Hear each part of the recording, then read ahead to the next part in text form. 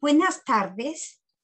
En nombre del Museo de la Mujer y de su fundadora y directora, la doctora Patricia Galeana, les damos la más cordial bienvenida a este centro de difusión de una nueva cultura de igualdad sustantiva entre todas las personas, independientemente de su sexo o cualquier otra condición.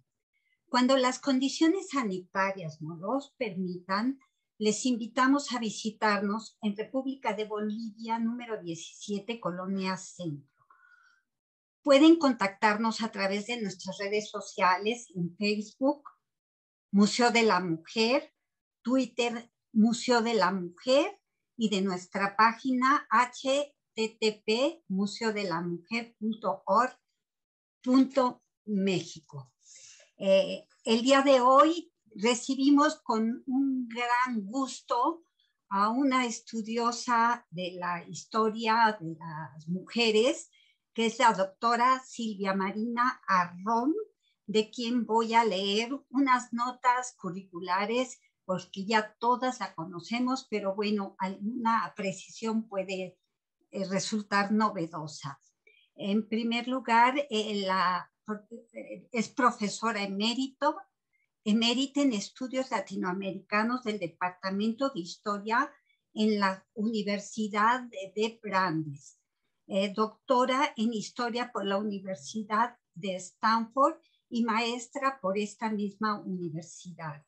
Ha publicado 14 obras en inglés, 6 de ellas traducidas al español, entre las que destacan La mujer mexicana ante el divorcio eclesiástico, 1800-1850, Las mujeres de la Ciudad de México, 1790-1857, Para contener al pueblo, el hospicio de pobres de la Ciudad de México, 1774-1871, La Güera Rodríguez, Mito y Mujer, y La Güera Rodríguez, La vida, The Life and Legends of a Mexican Independence Heroine.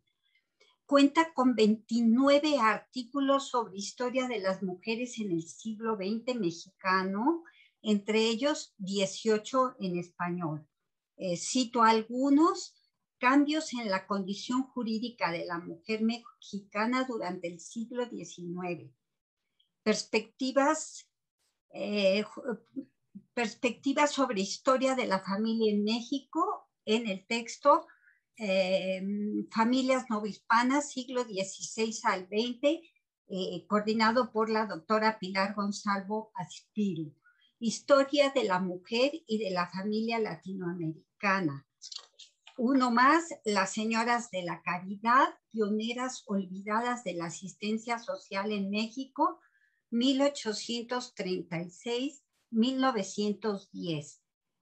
La movilización de las mujeres católicas en Jalisco, Las señoras de la caridad, 1864-1913, y La Güera Rodríguez, La construcción de una leyenda. Pertenece a diversos consejos editoriales, como Estudios de Historia Moderna y Contemporánea, pues sabemos que es de México, Signos Históricos igualmente, Secuencia, Revista de Historia y Ciencias Sociales, Sinsunsan, Revista de Estudios Históricos, y Consejo Asesor de ALIS, Asociación Latinoamericana e Ibérica de Historia Social. Le damos la palabra a la doctora Silvia Marina Arrón para que nos platique sobre el tema La Güera Rodríguez, Mito y Mujer. Doctora, tiene la palabra.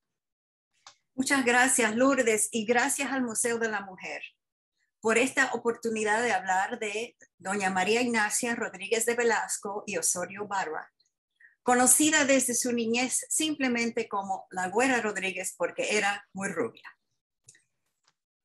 Una mujer hermosa que dicen cautivó a muchísimos hombres de su época y que se ha llegado a considerar una de las heroínas principales de la independencia. Y aquí voy a enseñar la cubierta del libro mi reciente libro, La Güera Rodríguez, Mito y Mujer. A ver si viene la imagen. En que intento deslindar a la verdadera mujer de los muchos mitos que se han creado sobre ella. Y la verdad, ya la vieron. La verdad es que ella me ha fascinado por casi medio siglo. De hecho, ya publiqué una larga selección de su divorcio eclesiástico en 1976 en el libro La mujer mexicana ante el divorcio eclesiástico. Así que ese es el tiempo que he estado pensando en ella, y todavía antes de eso, que cuando de joven universitaria leí 2 libros que captaron mi imaginación. Primero, La vida en México, el relato encantador de Fanny Calderón de la Barca, extranjera que vivió en México de 1840 al 41 y se hizo buena amiga de la güera. Nos cuenta, entre otras cosas, que la güera era una mujer muy simpática, inteligente y tan bonita que el famoso Alejandro von Humboldt la había pronunciado la mujer más bella que había visto en todos sus viajes. Por cierto, Fanny no dice que la güera haya contribuido al movimiento revolucionario, porque nadie la consideraba heroína durante su vida, ni por 100 años después de su muerte. Aunque sí reconocían a otras mujeres como Leona Vicario y la Corregidora. El cuento de que la güera fuera destacada heroína viene más tarde en el segundo libro que captó mi imaginación, que es la biografía novelada de Artemio de Valle Arizpe, titulada La Güera Rodríguez, y publicada en 1949, 100 años después de su muerte. Este pinta un cuadro inolvidable de la mujer que, según él, era una de las figuras más brillantes de la historia de México. Una mujer supuestamente rebelde, promiscua, que tuvo enlaces románticos con muchísimos hombres. Él tiene toda una serie en su libro, entre ellos Bolívar, Humboldt e Iturbide, y que jugó un papel clave en la lucha por la independencia. Ahora que he reconstruido su biografía en base de fuentes primarias, yo sé que nada de esto es verdad, que Valle Arizpe se estaba divirtiendo escribiendo una deliciosa novela histórica, y al centrarla en la bella dama y relacionarla con 3 de los hombres más importantes de la época, pues pudo contar la complicada historia de la independencia de una manera muy divertida, y vendió muchos libros porque su texto llegó a ser un bestseller. Y él fue, Valle Arizpe, quien creó muchos de los mitos sobre la güera que se han repetido tantas veces. El problema es que como el libro contiene granitos de verdad por aquí y por allá, mucha gente se ha creído todo lo que él escribe y han repetido sus invenciones en novelas, obras teatrales, una película, una ópera, crónicas históricas, programas de radio y televisión, etc. Y cada autor modifica esos cuentos y añade nuevos, de tal modo que su figura se va transformando con el tiempo. A principios del siglo XX, ella era una intachable dama aristocrática. Nada de amores ilícitos, nada de heroína. A mediados del siglo, con el libro de Valle Arizpe, ella era una heroína atrevida y libertina, pero finalmente domada por un hombre. Esa es la versión de Valle Arizpe, porque él cuenta que su último marido, y ella sí tuvo 3 maridos, que su último marido la pacificó y que ella terminó su vida como toda mujer buena, dedicada a la iglesia y al hogar. Este fin era necesario en 1949 porque para Valle Arizpe la mujer transgresiva tenía que ser domada. Claro que esa no es la güera que le ha interesado después a muchos autores. Entonces la domesticidad y la religión desaparecen. Lo que la hizo una favorita para la nueva época finales del 20 y nuestro siglo, sobre todo con el auge del movimiento feminista, eran su presunta libertad sexual, su independencia, valentía y compromiso político. Entonces ella se sigue transformando hasta llegar a ser una mujer sabia, autónoma, feminista y totalmente liberada, que es la que celebramos hoy en día. Algunos autores afirman que ella fue una heroína tan importante como Leona Vicario y la Corregidora. La han llamado la madre de la patria. También la han llamado la Marilyn Monroe de su época y una de las 10 prostitutas más famosas de la historia. ¡Qué barbaridad!, ¿no? Pero estas distintas versiones de su vida tienen una relevancia mucho más allá de la historia de una mujer, porque nos muestran primero que no podemos creer todo lo que leemos. Tenemos que evaluar la fuente, saber sobre qué base documental este autor está diciéndonos esto, por qué en esta época la quiere presentar de este modo, etcétera. Y nos muestra que la memoria histórica se sigue actualizando, o sea, que la manera en que recordamos el pasado sigue cambiando según cambian nuestras ideas y nuestros valores. Porque cada autor crea la figura que él hubiera querido que viviera en el pasado, pero al mismo tiempo se aleja más y más de la figura de la mujer de carne y hueso que vivió hace 200 años. Así que vamos a empezar con quién fue la verdadera Güera Rodríguez, y aquí tengo una imagen que se ha puesto de moda decir que es el retrato de la Güera Rodríguez, pero no lo es. Sí. Hasta aparece como su retrato en su página de Wikipedia, de inglés, la de inglés y la de español, que están llenos de errores, por cierto. Pero en realidad es una litografía europea que se reproduce en 1851, y no sabemos quién era en Europa, un modelo, me imagino, una señora europea. Se reproduce en 1851 en el Presente Amistoso dedicado a las señoritas mexicanas, que es una revista de la época de Ignacio Cumplido. Pero esta no es ella.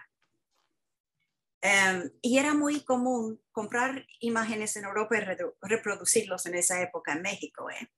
Y este es un ejemplo de cómo los datos falsos se van difundiendo. Porque una vez que aparecen, cobran vida propia. Y verán que hay muchos datos falsos. Otro error es que ella sirvió de modelo a Manuel Tolsá por la escultura de la Virgen de la Dolores en la iglesia de la Profesa. Tampoco es verdad. Fue su hija, Paz, y se dice que sus 3 hijas también eran preciosas. Pero se ha presentado como la imagen de la güera. Y mientras más se repiten estos errores, más se llegan a creer. Ahora les voy a enseñar la única imagen que tenemos de ella, que es bastante distinta de la Juliana, porque la primera que enseñé acompaña un artículo sobre una tal Juliana. Esta es la verdadera Güera Rodríguez, que se puede ver grande en sus pantallas, no sé, pero en realidad era una miniatura hecha probablemente en la época de su primer matrimonio, a los 15 años, en 1794, porque estaba muy de moda retratarse cuando se iba a casar. Y aquí se ve a una mujer joven. Yo no la veo tan hermosa, pero debe haber sido una de esas personas que cuando se pone a hablar y a reír se le ilumina el rostro de tal forma que parece una belleza, ¿no? Fanny Calderón nos dice que además tenía una figura muy linda, un cutis y dientes perfectos, nada común en esa época, sobre todo los dientes, y una presencia carismática. Un conde francés que la conoció nos cuenta que la vio en una fiesta rodeada de admiradores, muertos de la risa por algún cuento que ella contaba. Y Carlos María de Bustamante en su diario también nos cuenta, comenta sobre sus ocurrencias muy divertidas. Así que tenía una personalidad muy especial que seguramente era parte de su atractivo. Pero en muchos aspectos, ella era una mujer bastante típica de su época en la Ciudad de México a principios del 19. Su vida fue interesante. Tuvo momentos dramáticos, trágicos, divertidos, pero no hay evidencia de que ella haya desafiado las normas de la época, como a veces se dice. Ella nació en 1788, murió en 1850, a los 71 años, que es una vida muy larga para esta época. Su familia era de clase alta, su padre un regidor honorario del Ayuntamiento de la Ciudad de México. Ella se crió con 3 hermanas menores, las 3 muy bien educadas para su época. Vivían en la calle más elegante de la capital, la calle de San Francisco y Madero. Y se movían en un cómodo mundo donde las familias se reunían con frecuencia, asistían a la iglesia regularmente porque era una familia muy religiosa. Y la güera también, y no nada más en su vejez, siempre, de toda la vida. También gozaban de una rica vida social. Los amigos se visitaban a menudo y se divertían, y aquí tengo otra imagen, en fiestas, bailes, paseos, excursiones al campo, noches de teatro y tertulias. Y aquí tenemos una tertulia en que las mujeres tocan y cantan, porque era una parte muy importante de la educación de las señoritas en esa época, la música. No es ella, porque ya les enseñé el único retrato que conocemos de ella, pero pudiera ser, porque tenemos descripciones en varias fiestas en su casa, incluso una en que ella estaba al frente del grupo cantando. Y esto también no era nada fuera de lo normal. Las mujeres y los hombres se mezclaban en las fiestas, hablaban de todo juntos, jugaban a los naipes juntos. Así que no es verdad, como a veces se ha llegado a decir, que las mujeres estuvieran recluidas y separadas de los hombres. Eso es un estereotipo sin base. Sabemos también que la güera conocía medio mundo. Y estas conexiones con hombres del ayuntamiento, de la audiencia, con los virreyes, con familias nobles, con oficiales de la iglesia, le sirvieron muy bien en algunos apuros que le tocaron.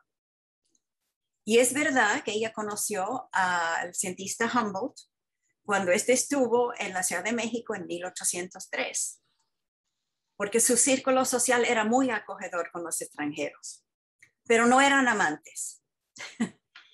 Ese cuento apareció por primera vez en el libro de Bayarispe, sin prueba alguna.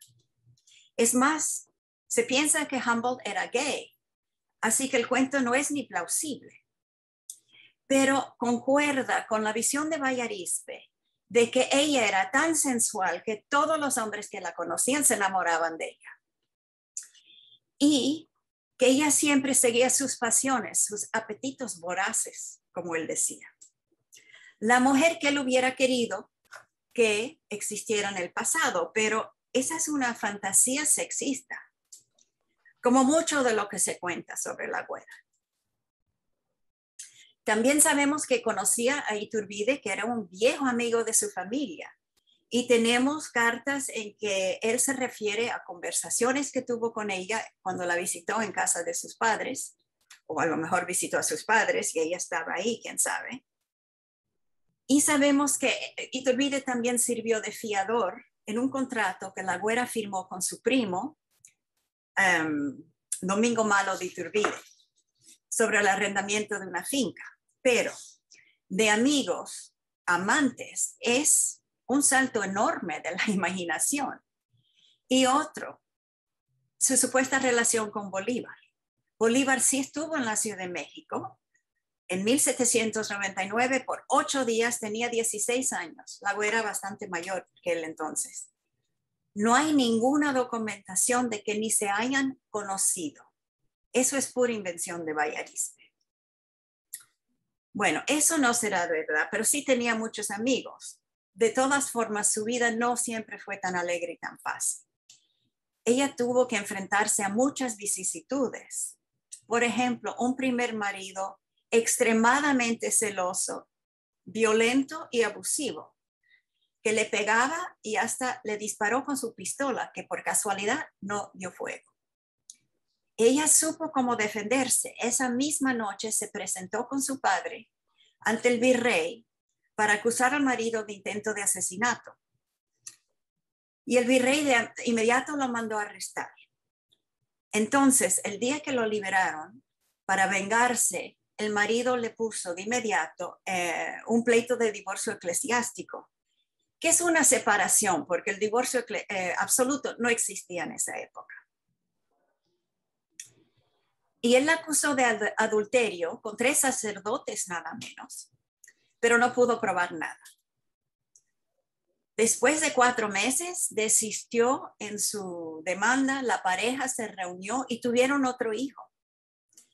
Ahora se ha dicho que ella inició el pleito de divorcio y que ella lo consiguió, cosa que no es verdad. Pero estos datos falsos solamente aparecen en nuestro siglo porque se quiere decir que ella era una mujer autónoma, feminista antes de su tiempo, que no aguantaría tal marido, pero la verdad es que sí lo aguantó. Ella se liberó nada más porque él murió al poco tiempo. Y después se casó de nuevo, pero entonces el segundo marido se murió a los 6 meses, dejándola embarazada con su último hijo. En total tuvo 7 hijos. 2 se murieron en la infancia, una a los 15 años de una enfermedad crónica que había tenido por 11 años. Y otras 2 hijas se murieron ya de adultas, pero jóvenes, dejando a 9 hijos pequeños que la güera ayudó a criar. O sea, que ella sepultó a 2 maridos, a 5 de sus 7 hijos. Así que lidió con la enfermedad y la muerte muchas veces. Algo muy común en una época en que la mortalidad era muy alta. Entonces, quedó viuda por segunda vez en 1807. Tenía 29 años y esperó 17 años antes de casarse de nuevo, con un hombre mucho más joven, que conste. Durante su larga viudez, la güera crió a sus hijos a solas y lo hizo muy bien. Preparó a las 3 hijas para matrimonios ventajosos con hombres muy ricos, 1 conde y 2 marqueses. Y preparó al hijo para una carrera prestigiosa. Además, le tocó administrar las propiedades suyas y de sus hijos menores, una de las responsabilidades de ser madre viuda. De hecho, aunque a veces se dice que las mujeres tenían el mismo estatus legal que los menores, no es verdad. Y las viudas y las solteras mayores tenían lo que llamamos plena personalidad jurídica y no necesitaban el permiso de nadie para manejar sus propios asuntos. Y en esa época había muchas mujeres solteras y viudas que encabezaban sus propios hogares, como hizo la güera, y manejaban todos sus asuntos. Así que nada de esto la hace excepcional. También le tocó defenderse en 4 pleitos. El pleito de divorcio, un pleito que le puso un comerciante por una deuda, y 2 pleitos que le pusieron sus mismos parientes, uno sobre una herencia y otro sobre el arrendamiento de una casa. Y estos pleitos son una fuente extraordinaria, porque de vez en cuando sale la voz de la güera. Porque un reto para hacer su biografía es que no tenemos sus archivos personales, sus cartas. Así que es difícil conocer sus pensamientos. Es más, ella nunca fue juzgada por insurgente. Así que tampoco tenemos los ricos autos que existen para otras mujeres que sí fueron juzgadas, castigadas y a veces hasta ejecutadas. Pero sabemos que la güera se interesaba en la política, igual que muchas mujeres de su época. Así que vamos a ver cuál fue su papel en la lucha por la independencia. Bueno, se ha dicho que la güera fue una heroína intrépida, el lazo esencial entre el movimiento de Hidalgo y el de Iturbide, y hasta la autora del Plan de Iguala. Pero la verdad es que los documentos históricos no respaldan esa visión. Pero estos mitos son un excelente ejemplo de cómo nos gusta contar la historia de la independencia y de cómo esas narrativas distorsionan la realidad histórica. Para empezar, nos gusta pensar que todos los buenos de la época eran partidarios de la independencia desde un principio, mínimo Grito de Dolores, y que apoyaron la causa abiertamente, con entusiasmo y consistentemente desde 1810 hasta el 21. Pero veremos que la historia de La Güera es mucho más complicado. Sabemos que en 1809 ella estuvo metida en una intriga que resultó en su breve destierro de la Ciudad de México y se pasó 2 meses en la ciudad de Querétaro. Pero su destierro no fue por apoyar la independencia. En octubre de 1809, La Güera denunció al oidor Aguirre por querer envenenar al virrey. Denuncia alarmante. El virrey se espantó, mandó a Aguirre que saliera de la ciudad, se formó todo un alboroto en la ciudad, lo tuvo que dejar regresar y hubo una investigación. No el dramático juicio ante un panel de 3 inquisidores, como se ha llegado a decir, pero sí una investigación que concluyó que la denuncia de La Güera era falsa y que se debía a, y cito, disgustos y odios personales. No a política, disgustos y odios personales, probablemente porque ella quería desacreditar a Aguirre, quien era el líder de la facción peninsular. Parece que ella estaba aliada con el grupo criollo, centrado en el ayuntamiento donde servían su padre y varios parientes y amigos. Y recordarán que ellos habrían propuesto un autogobierno provisional en 1808 para gobernar el virreinato hasta que los franceses se fueran de España. Pero los peninsulares abortaron ese plan con el golpe de Yermo. Y parece que los rencores persistieron. Es difícil saber, porque las autoridades solamente explicaron que era necesario castigarla para poner fin, cito, a que los poderosos siguieran propagando calumnias que llegaban hasta el pueblo ínfimo, perturbando la quiedad pública.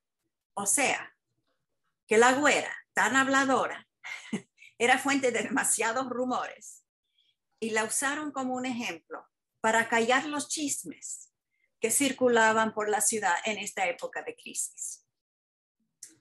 Pero esa no es la manera en que se ha recordado esta intriga. Y aquí tengo otra imagen, que es la cubierta de una historieta de 1990 titulada La Güera Rodríguez, conspiradora mexicana. Y pueden ver que el artista la retrata de una manera muy provocativa como una estrella de Hollywood. En el centro se muestra el incidente en que su primer marido le disparó con su pistola, que sí pasó en 1802. Abajo están los 3 inquisidores encapuchados que supuestamente la juzgaron, aunque no es verdad. Pero se ha llegado a decir que ella tuvo un dramático juicio, igual que las otras heroínas, porque ella no se podía quedar atrás, ¿no? Y arriba viene el padre Hidalgo con su estandarte de la Virgen de Guadalupe, porque se ha dicho que ella fue juzgada por ayudar al movimiento de Hidalgo. Otro dato falso. Pero este es un dato clave en armar el cuento de que ella fue gran heroína. Pero para armar el cuento, Bayarispe y otros cambian la fecha de esta intriga. Ya no 1809, antes del Grito de Dolores, un año entero antes del Grito de Dolores, sino después, o sea, en el 11. Y ahora su destierro se convierte en un castigo por apoyar a Hidalgo, cosa que no fue. Y esta es una de las ficciones claves para presentarla como gran heroína de la independencia. Después de eso, la información sobre sus actividades políticas no es muy buena. Después de regresar de su corto destierro, La Güera siempre fue muy discreta. Se dice que ella propagaba la causa de Hidalgo abiertamente, pero no es verdad. En 1810, ella era una viuda con 5 hijos y tuvo mucho cuidado para no hacer nada que le pudiera resultar en otro castigo. Así que si mucho hizo por la independencia, fue tan discreta que no dejó rastro documental. Ahora, ella sí tuvo algún contacto con los insurgentes. De eso no cabe duda. Lo que no sabemos, y les dio algo de dinero, no mucho en comparación con Leona Vicario, pero algo. Lo que no sabemos es por qué. No sabemos si sus contribuciones fueron por convicción, o sea, por apoyo a la causa, o por conveniencia para proteger sus propiedades. 3 días antes del grito de Dolores, el tambor Garrido denunció que doña Ignacia Rodríguez había dado dinero a Hidalgo para la revolución. No sabemos si es verdad porque nunca hubo una investigación, no la castigaron, nada de eso, pero es posible. Sobre todo porque una propiedad del mayorazgo de su hijo pequeño estaba en la parroquia de Dolores, así que al manejar esa hacienda, la güera seguramente había conocido a Hidalgo y seguramente quería quedar bien con él. Y es posible que en esa fecha ella apoyara el movimiento de Hidalgo, pero hay que recordar que Hidalgo en septiembre de 1810 todavía no se había declarado por la independencia y muchos de sus seguidores, sobre todo en el grupo de clase alta criolla, creían que él solamente quería establecer un autogobierno hasta que Fernando VII regresara al trono para que no los gobernaran los franceses. No sabemos en qué fecha ella llegó a querer la independencia, pero no parece haber sido muy temprano. Y eso lo digo porque tenemos 2 cartas escritas por ellas en que se refiere a los insurgentes y no son las palabras de alguien que apoyara la insurgencia con todo su corazón. Aquí tengo otra imagen, que es la primera página de la carta y después sigue la segunda. En diciembre de 1811, ella le escribió esta carta a un comerciante explicando que no podía pagarle el dinero que le debía. Y es maravilloso cuando uno encuentra una carta así, porque este es un pleito larguísimo, aburrido, y de repente sale esta carta fantástica. Bueno, ese es de los placeres de hacer la investigación de archivo. Y ella le escribe la carta al comerciante y explica que no le podía pagar porque los enemigos, sus palabras, habían tomado sus haciendas en tierra adentro y ya no le llegaban los ingresos de esas propiedades, lo que en efecto era cierto. Sus haciendas en Guanajuato eran sus principales fuentes de ingresos. Los insurgentes las ocuparon por muchos años y las dejaron en la ruina. Entonces ella sufrió muchos aprietos económicos y aún después de la independencia nunca recobró la cómoda posición que tenía en 1810. Así que los años de lucha para ella y para muchas otras personas trajeron angustias y sufrimientos que se suelen minimizar en las narrativas del glorioso proceso hacia la independencia, que en algunas narrativas ella anda de fiesta en fiesta y de cama en cama, ¿no? Pero no fue así. Vamos a regresar a la primera página de la carta, por favor, porque quiero leer parte de esa carta. A ver si podemos regresar a la parte de la carta. Ajá. En la parte subrayada dice, no puedo absolutamente pagar la cantidad que debo. Por hallarme desde octubre atenida a que me presten 200 pesos mensuales para ir comiendo. Por habérseme acabado los arbitrios que tenía aquí y también los de tierra adentro, de donde hace 11 meses que no recibo nada, ni espero recibir, porque están mis 2 haciendas en poder de los enemigos, habiendo hecho de ellas cuartel general. Y sigue en la próxima página diciendo que no ha podido conseguir que el señor virrey me dé, bueno, yo lo leo, me dé tropa para que ataquen ahí, por más representaciones que le tengo hecho. Concluye que es una mujer sola, como soy yo, sin padre, sin marido, sin hermanos, ni nadie que mire por mí debajo del cielo. Ajá, esta es la segunda página. Llena de hijos y de enfermedades, o sea, tengan piedad de mí y no me molesten para pagar la deuda. Ok, ella no dice no me molesten, dice no me sofoquen. Más fuerte. Y firma su servidora, que sus manos besa, María Ignacia Rodríguez. Bueno, esas son sus palabras. Por cierto, muestran su buena educación porque escribe muy bien. Pero es interesante que al referirse a los insurgentes, ella no los llama ni insurgentes ni rebeldes, como pudiera haber hecho, sino los enemigos.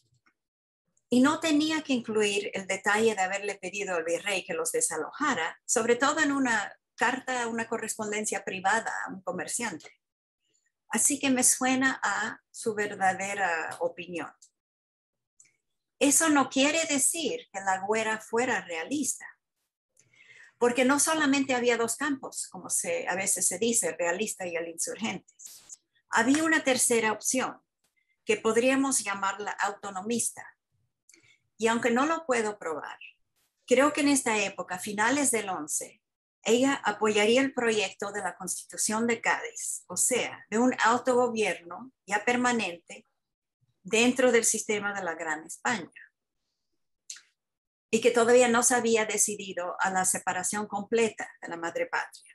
De hecho, este es el mismo sistema que hasta hoy tienen el Canadá y Australia, que son provincias autónomas dentro de la Gran Bretaña. Y no les ha ido tan mal.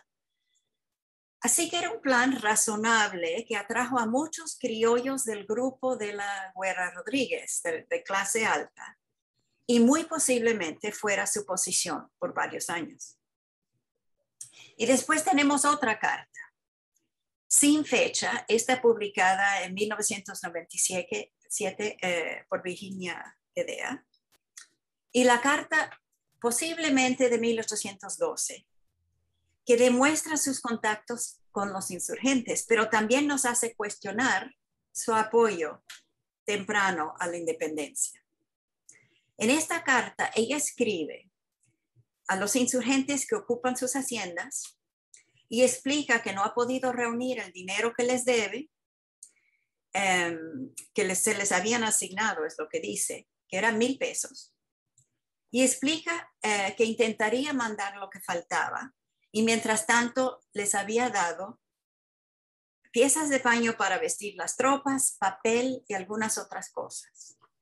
Y explica que él explica que un representante de los insurgentes le había dado, y cito, resguardos muy autorizados para que no me pudieran tocar nada de estas fincas ni se me exigiera contribución adicional. Estas son sus palabras. La contribución asignada y exigida para que no le hicieran daño a sus fincas. Entonces no queda claro hasta qué punto sus contribuciones reflejan un verdadero compromiso con la insurgencia o solamente pretendían proteger sus propiedades, o si lo hizo de su propia voluntad o porque fue coaccionada. Así que nos quedan muchos interrogantes. Y aun si ella haya hecho esas contribuciones por un sincero apoyo a la causa insurgente, para mí eso no la pone al mismo nivel que Leona Vicario, por ejemplo, o la corregidora, o Mariana Rodríguez del Toro de Lazarín, autora de un plan audaz para secuestrar al virrey. Ellas hicieron mucho más y sí fueron enjuiciadas y encarceladas por sedición, como fueron muchas otras mujeres que hemos olvidado. La güera no. Y eso es todo lo que sabemos para la primera fase de la lucha. Bueno, una cosa más, sabemos que ella estuvo en contacto con Leona Vicario porque en esta segunda carta dice que va a contactar a la Vicario para ver cómo proceder. No sabemos si la güera formaba parte de la sociedad secreta de los Guadalupes o solamente contactaba a la Vicario para tener una manera de mandar el dinero a tierra adentro, que era cosa muy difícil y peligroso porque no se podía hacer una transferencia bancaria porque todavía no existían los bancos, ¿no? Bueno, eso es todo lo que sabemos, y los que escribieron que ella era heroína clave tampoco sabían más que esto. En realidad sabían menos porque no conocían las dos cartas, que dan una pequeñita vista a las opiniones de La Güera sobre la insurgencia. Y después silencio hasta 1822. Y su papel en esta última fase del movimiento tampoco queda muy claro. Sabemos dos cosas, y aquí tengo otra imagen, en que aparece una escena en la hacienda de la Patera, que era propiedad de La Güera, y fue el sitio de una importante reunión del proceso revolucionario. Esta pintura representa la entrevista de Iturbide el 13 de septiembre de 1821, hoy justamente hace 200 años. Digo, 200 años. Iturbide se entrevistó con dos oficiales españoles para negociar los últimos detalles de la independencia.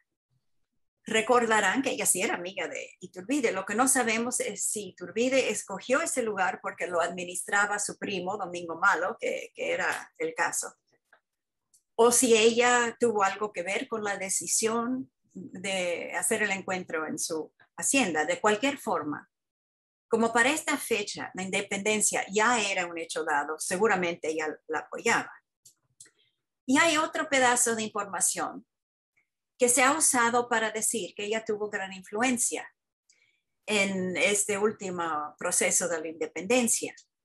Y es que en 1822, Vicente Rocafuerte, un enemigo acérrimo de Iturbide, publicó un libro que decía que una señora principal, no la nombra, pero una señora principal de México era su amante y le había dado la idea del plan de Iguala. En realidad, Rocafuerte no dice su nombre, solamente dice que era rubia, bella y seductora. Y muchos se han creído que era La Güera. Aunque tenemos el diario de Miguel de Berruete, un funcionario español que acompañó a Novela La Nueva España. Y dice que en realidad era la hija de La Güera, Antonia, quien tuvo las relaciones ilícitas con Iturbide. ¿Quién sabe? Yo no creo que La Güera fuera amante de Iturbide, ni que fuera la autora intelectual del Plan de Iguala. Rocafuerte no es una fuente confiable. Su libro es una obra de propaganda en contra de Iturbide por traicionar al republicanismo al establecer el imperio mexicano. Alamán lo había leído y comenta que el libro estaba lleno de mentiras para excitar a los enemigos de Iturbide. Y en 1822, la mejor manera para desacreditar a un hombre era decir que era tan débil y estúpido que se tenía que guiar por una mujer. De hecho, la mayoría de los historiadores no han creído los chismes de Rocafuerte y le han dado el crédito a Iturbide por el plan de Iguala. Claro que es posible que en alguna ocasión La Güera le haya dicho algo a su amigo Iturbide, que le haya dado alguna idea. Eso nunca lo vamos a poder probar. Entonces, para armar el cuento de que ella fue instrumental en la última fase de la lucha, no solamente hay que creer el chisme de Rocafuerte, sino que se inventan nuevos datos que no aparecían en ninguna crónica del siglo XIX. Por ejemplo, se dice que ella fue quien le sugirió al virrey que nombrara a Iturbide como comandante del Ejército del Sur, que ella fue quien le convenció a Iturbide a cambiar del bando realista al bando insurgente, que Iturbide desvió su entrada triunfal a la Ciudad de México el 27 de septiembre para pasar por debajo de su balcón. Hasta se ha llegado a decir que ella asistía a las reuniones de los conspiradores de la Profesa que empezaron a crear el plan que posteriormente se convirtió en el Plan de Iguala. Pero estos documentos solamente van apareciendo en los textos del siglo XX. sin ninguna base documental. Y tenemos muchísimas crónicas que hablan de los incidentes de la consumación de la independencia en el siglo XIX, y es notable que nada de eso aparezca, ¿no? También se ha llegado a decir que ella le advirtió a Iturbide que no se pusiera la corona de emperador en la cabeza. Este último detalle para protegerla de la mancha de haber colaborado con el régimen imperial, porque nos gusta pensar que una verdadera heroína tenía que ser republicana, ¿verdad? Pero no sabemos si ella prefería la monarquía, la república, no sabemos nada de eso. Lo único que sí sabemos es que toda su familia colaboró con el imperio de Iturbide, porque su hijo, 3 hijas, 3 yernos, una nieta y un sobrino fueron damas y caballeros en la corte imperial. La güera no, posiblemente porque estaba enferma en esa época, porque ella tuvo varios episodios de enfermedad muy grave. Pero no hay ninguna evidencia de que ella se opusiera al régimen de Iturbide. Esa es otra ficción. En resumen, se ha exagerado el papel de la güera en la lucha por la independencia. A mí me parece que ella hizo lo que hicieron muchas otras mujeres, que es tratar de quedar bien con todos y proteger a su familia y su patrimonio ante todo. En algún momento esta la llevó a darle alguna ayuda a los insurgentes, pero sus motivaciones no quedan claras. Y de hecho, no solamente tenía contacto con los rebeldes, sino que a la vez tenía muchísimos amigos y parientes realistas que no se decidieron por la independencia hasta muy tarde en el proceso. Así que no sabemos a ciencia cierta cuándo es que la güera empezó a apoyar la independencia, pero no parece haber sido desde el principio. Más bien, yo creo que como muchas otras personas de la época, sus ideas fueron evolucionando. Al principio no quedaba muy claro qué es lo que se debía hacer, porque la invasión de Napoleón desató una tremenda crisis. Posiblemente ella apoyaba la idea de un autogobierno, primero temporal, provisional y después permanente. Y solamente gradualmente llegó a decidirse por la independencia. Una narrativa bastante más complicada de la que se suele presentar en las historias patrióticas triunfales. Y aquí tengo 2 imágenes más. La primera es un cartel publicitario de 2010.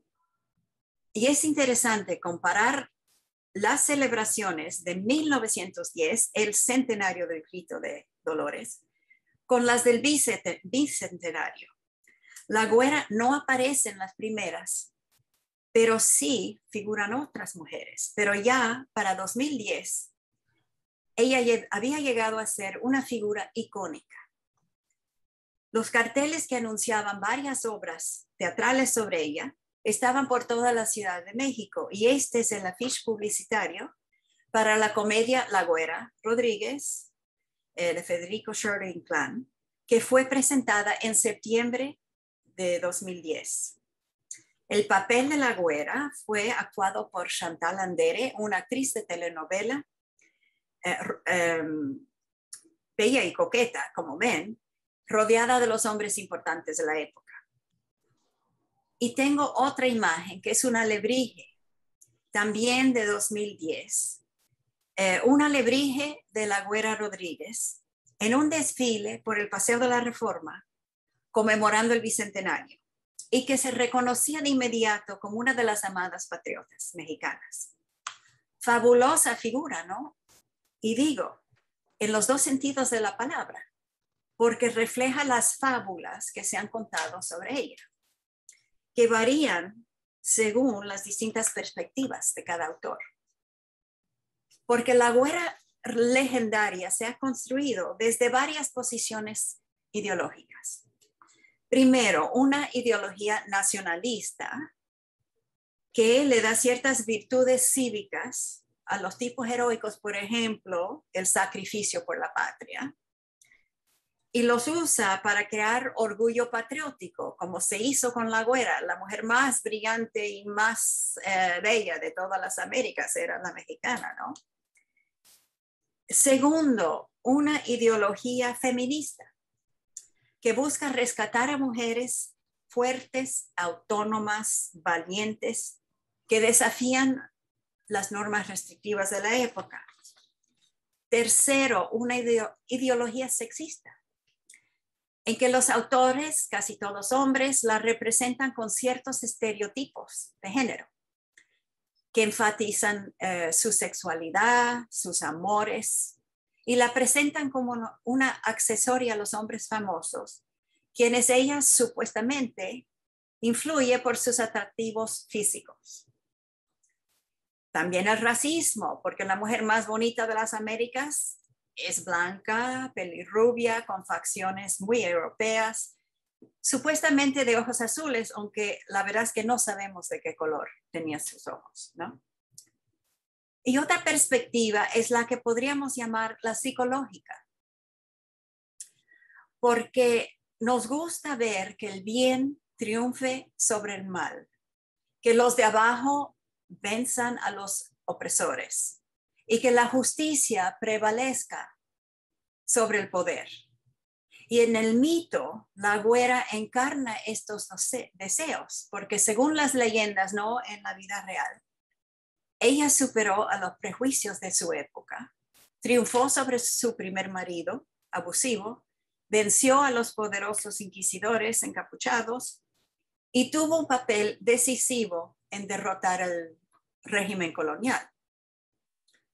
Entonces, ella no solamente ha llegado a ser la rubia que todos quieren, sino la heroína que todos quieren. Glamorosa, sensual, valiente, liberada, rebelde promiscua, luchadora triunfante y patriota intrépida. Visión que borra la complejidad de su vida y la complejidad del proceso de independencia que estamos recordando en estos días. Gracias.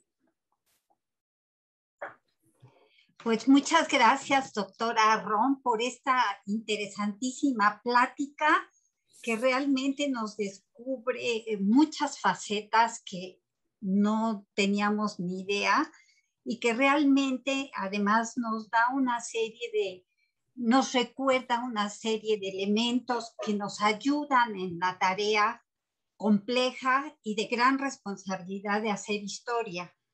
Y bueno, pues nuevamente muchas gracias por esta brillante plática y le damos las palabras a las personas que nos están oyendo porque seguramente tenemos muchísimas preguntas y comentarios. Por ejemplo, Ana María Romero Huerta dice que Humboldt se refería a ella con gran admiración como una mujer culta, ampliamente conocedora y bien informada de las causas y movimientos independentistas. Pues es un comentario abierto, no sé si quiera más adelante hacer algún comentario al respecto, todos juntos o vamos por... Vamos uno por uno. Bueno, sí, muy bien. La verdad es que yo no pude encontrar en ningún texto de Humboldt que ella se refiriera a ella. Lo que sabemos es lo que la güera le dijo a su gran amiga Fanny Calderón y la Fanny Calderón metió en su relato en forma de las cartas que ella le escribía a sus parientes y en la carta del 1 de febrero de 1840, el primer día que Fanny conoció a la güera le contó el cuento de que era muy buena amiga de Humboldt y que él había dicho que era tan bonita y también que compartían esta curiosidad por el mundo, que eran amigos más bien. Y Fanny hacía algo muy interesante, que es que eso es lo que dice la güera. Entonces Fanny añade por su propio, algo que es suyo. Dice que ella cree que ha encontrado al Humboldt dormilándose, que a lo mejor él sucumbió a las coqueterías de la güera. Eso no lo dijo la güera, pero es Fanny quien introduce lo que es un mito ahora que tenemos de la sexualidad deslumbrante de la güera, de su sensualidad. Muchas gracias. Bueno, Marta Laura Raigadas López hace un comentario pues muy fresco que dice, órale, gracias por quitarnos esa idea que era la Virgen. ¿Qué era la qué? La Virgen. Ah. O sea, esa idea de bondad y de sublime de la güera, pues este comentario. Sí, y quiero disculparme porque he desinflado muchos mitos que son muy lindos y que todos nos gustaría creer. Así que me disculpo. No, para nada disculparse, al contrario, es mostrarnos una manera mucho más profesional de hacer historia, confrontando fuentes y yendo hasta el fondo y sacando, pues, acabando con todos esos mitos o tratando de acabar, de aclararlos. Bueno, tenemos aquí Dolores Mota Hernández. ¿De dónde se obtuvo esta imagen? Pero no nos dice cuál de todas las imágenes. Y ella misma dice, ¿podría dar el nombre de los maridos, por favor? Esa es la pregunta y el comentario de Dolores Mota Hernández. Bueno, no sé cuál imágenes. No nos lo dice. Si es la imagen. Ella lo escribió en el momento que estaba viendo la imagen, pero pues probablemente sea la primera, ¿no? Sí, esa imagen europea, esa litografía sale en la revista de Ignacio Cumplido, El Presente Amistoso, dedicado a las señoritas mexicanas, acompañando un artículo, un texto sobre Juliana, una tal Juliana. 1851, la güera ya se había muerto y cuando él presenta la litografía no tiene nada que ver con la güera. Yo lo encontré como su retrato por primera vez en 2 textos de 2010. Antes de eso, esa imagen no se representaba como la güera y ahora está por donde quiera.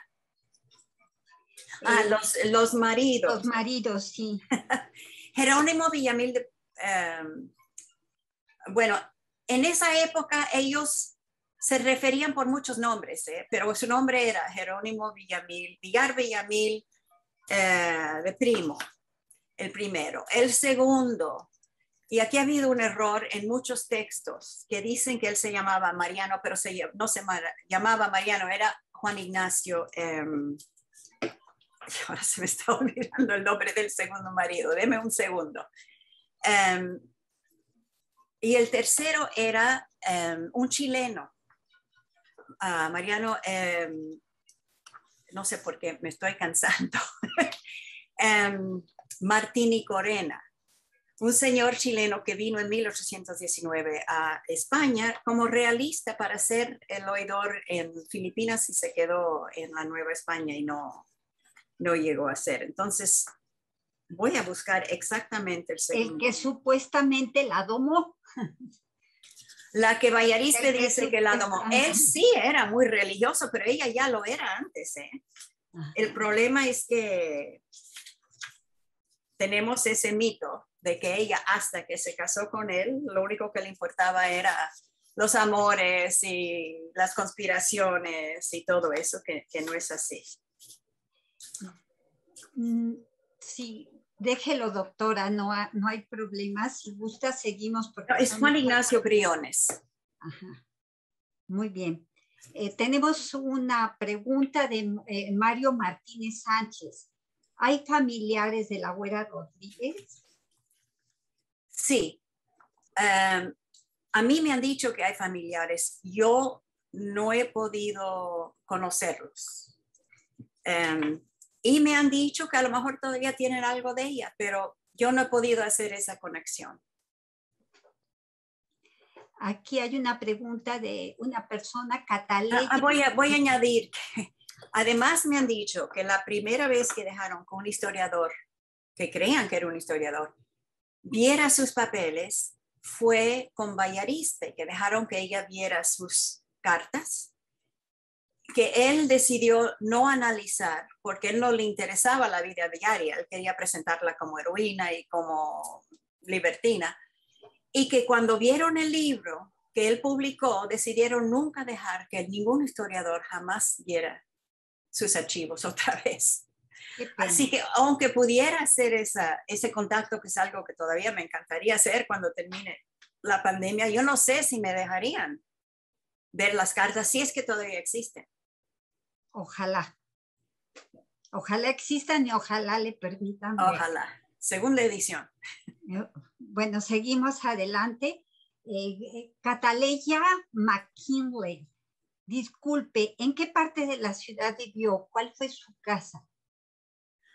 Bueno, ella vivió en varias casas en la calle de San Francisco. Y yo en mi libro tengo un mapa de exactamente dónde estaba. Su última casa, que vivió con su tercer marido por 25 años, ella se murió y él vivió décadas más y se hizo sacerdote, que conste, profesó. Era en la misma cuadra que la iglesia de la Profesa, pero en la otra esquina. Y por como una década antes de eso, antes de casarse, ella vivió en otra casa de la calle de San Francisco, un poco más hacia la Alameda. Y siempre eran casas alquiladas, porque es interesante que en esa época algunas familias nobles y la iglesia eran los propietarios de las mejores propiedades de la ciudad y las alquilaban. Entonces ella nunca fue dueña de ninguna casa en la Ciudad de México, aunque sí tenía propiedades en el campo. Muy bien. La siguiente, Luis Daniel, excelente exposición. He aprendido mucho de su ponencia. Tengo una pregunta. Si en efecto, como comenta, fue una mujer de su tiempo, ¿a qué se debe su gran fama? ¿En qué momento se convirtió en una figura legendaria? De alguna manera ya lo expuso, pero si gusta hacer algún comentario al respecto. Bueno, ella no fue tan famosa durante su vida. Era conocida entre un círculo porque era muy bonita, simpática. Después de su muerte desaparece de las artes y letras mexicanas hasta 1903, que Guillermo Prieto publica sus memorias. Mejor dicho, se publican sus memorias, él ya había muerto hace unos años. Y tiene un párrafo sobre la güera. Pequeño, no es heroína, no tiene amantes, o sea, no es eso, pero él la empieza a traer otra vez a la atención del público. Y entonces su tataranieto, Manuel Romero de Terreros, escribe 3 libros en que la menciona, y en uno de los libros es un capítulo entero que él llama Venus y las 3 Gracias. Es de 1919 el libro, que son sus 3 hijas, que dicen que eran muy bonitas. Y entonces en 1921, el centenario de la independencia, hay unos artículos en el periódico que la mencionan, o sea que ella empieza a entrar otra vez en las crónicas de la época. Pero yo creo que tuvo muy buena suerte, en parte. Tuvo la suerte de que su gran amiga, Fanny Calderón de la Barca, le incluyera en ese libro y publicara ese libro. Y el libro es esa carta del 1 de febrero de 1840, se cita constantemente como la fuente para lo que se dice sobre la güera. Entonces, Romero de Terreros, en su primer libro de 1909, pone una sección de la carta en una nota. En su libro de 1919 pone la carta casi entera dentro del texto. Cuando en 1910 un alemán escribe que Humboldt se había enamorado de la güera, aunque era un amor muy casto según él, cita la carta de Fanny, que no dice eso en realidad. Y ahí sigue cada uno, siempre cuando está hablando de sus amores, empieza con la carta de Fanny, y aunque no dice que tuvieran ningún trato ilícito, de ahí es que salió el cuento. Así que eso es una casualidad. Entonces fue una casualidad que Artemio de Valle Arizpe haya escrito un libro que fue un bestseller con ella como la protagonista, ¿no? Porque hubo otras mujeres de la época, por ejemplo, su hija Josefa tuvo una vida muy interesante y hay muchos documentos. Y Fanny menciona a otras mujeres que fueron amigas de ella en sus cartas, pero no tuvieron el tataranieto que escribiera el libro, ni el novelista que quisiera escribir un libro sobre ella. Y una vez que Valle Arizpe escribe ese libro, pues ya ella va a seguir siendo tema de estos mitos. Que conste que Valle Arizpe escribió libros de crónicas históricas y a veces se dice que es historiador. Él también escribió novelas y yo creo que esta es una de sus novelas, pero mucha gente ha creído que él estaba escribiendo una biografía de historia fidedigna. Muy bien, muchas gracias. Federico López, ¿dónde se encuentran resguardados los documentos personales y los juicios que afrontó la Güera Rodríguez? ¿Y a cuánto ascendió la fortuna calculada de la Güera Rodríguez? Respecto a los juicios, ya nos dijo que no hubo juicios. Bueno, no hubo juicio de insurgencia, pero sí hubo el de su divorcio eclesiástico, que está en el Archivo General de la Nación, sí, claro, en bienes nacionales. Hubo el juicio con el comerciante, que también está en el Archivo General de la Nación. Hubo la investigación de 1809, que también está en el Archivo General de la Nación. Así que por ahí andan, hay que buscarlos en el archivo. Y en mi libro cito exactamente dónde están. Jessica Ivonne quiere saber cuál es el reto de escribir una biografía de una mujer tan mitificada y cuáles son los retos para la autora al desmentir a una imagen tan importante de la independencia. Bueno, es buena pregunta. Primero, como dije, el reto más grande es que no tengo sus cartas personales, así que es difícil saber mucho de lo que ella estaba pensando, su subjetividad, como se dice. Otro reto es que uno siempre como que se enamora de la figura y quiere hacerlo quedar bien. Entonces, hay cosas sobre la Güera que me pareció, por ejemplo, ella nunca le pagó a ese señor, aunque sí le debía el dinero. Para mí eso no es honrado, ¿no? Pero siguió con una vida bastante buena, no le pagó las rayas desde 1820 al 1827 a los trabajadores en sus haciendas de tierra adentro hasta que las vendió, etcétera. Cosas que a mí me parecen que no estaban tan bien hechas, que era medio egoísta, manipuladora, y lo pongo en el libro, pero era difícil para mí poner cosas que le hicieran quedar mal. Y yo creo que eso pasa mucho en las biografías. Ese es un reto. Sí, es difícil. Había más de la pregunta, ¿no? ¿Cuáles son los retos? Bueno, ya se lo dijo. ¿Cuál es el reto de escribir una biografía de una mujer tan mitificada? Ya lo contestó. Esta pues está contestada. Y luego aunque yo diría que otra cosa es que cuando yo empecé, yo me creía mucho de lo que había leído. Yo creía que algo de eso no era plausible, eso sí, porque era historiadora de la mujer y me parecía inverosímil algunas de las cosas que se decían, pero yo creía que más de lo que decía Valle Arizpe era verdad y que nada más un poco era ficción, pero después me di cuenta que mucho es ficción y muy poco es verdad. Entonces, para mí fue un proceso de muchos años empezar a darme cuenta de que esos mitos no eran verdad y no tenían fundamento documental. Y para entender eso, me puse a ver todo lo que pudiera haber leído Valle Arizpe en 1949. Exacto, lo que él pone en la biografía y cosas que no pone en la biografía, para saber que él no tenía la información para decir la mayoría de las cosas que decía. Así que fue un proceso largo y cuando yo escribí muy al principio del proyecto del libro, me senté a escribir lo que yo creía que yo sabía.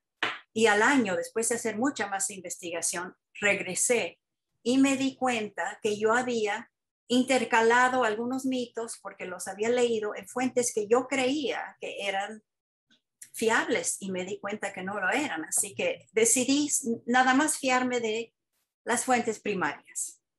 Claro. Una más de Ana Laura. Felicidades a la doctora Arrom por buscar las fuentes que tiran esos mitos y buscan la verdad. Yo pregunto si considera que alguna de las mujeres intrépidas son consideradas feministas.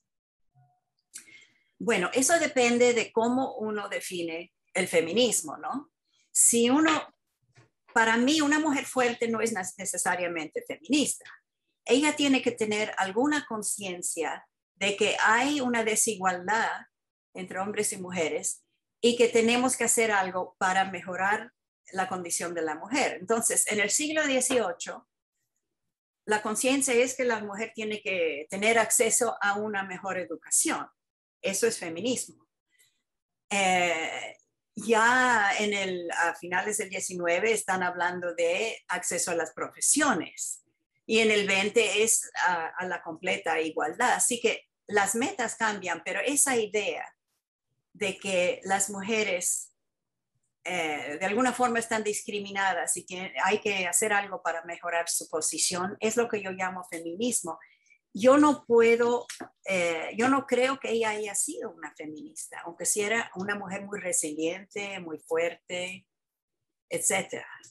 Ahora, Leona Vicario a lo mejor, porque Leona Vicario tiene esa maravillosa carta que escribe al periódico El Sol, en que le dice a Alamán la había acusado de nada más haber apoyado la insurgencia por el amor a su marido. Y Leona dice que no, que las mujeres, igual que muchos hombres, había estúpidas y había otras y que no se puede decir que el único móvil de la mujer era el amor. O sea, que está defendiendo a las mujeres, como grupo, en contra del misoginismo de Lucas Alamán. Entonces yo diría que ella sí fue feminista en ese sentido. No sé las otras si las llamaría feministas. Bien. Evelyn Vázquez pregunta, ¿cuál fue el grado de estudios de la güera? No tenemos ninguna información sobre su niñez. No sabemos si fue al colegio de la enseñanza como muchas otras y como sus hijas que fueron internadas en ese colegio, o si estudió en casa con tutores, que también se hacía mucho a finales del 18 cuando ella era niña. Muy bien. Pero bueno, no pudiera haber sido muy alto el nivel porque las mujeres no estudiaban la secundaria en esa época, nada más lo que llamaríamos primaria ahora. Claro. Carmen Lorena pregunta, ¿aún se conservan las haciendas pertenecientes a la güera Rodríguez? Yo creo que se puede visitar la patera todavía. Sí, aunque yo no lo he hecho.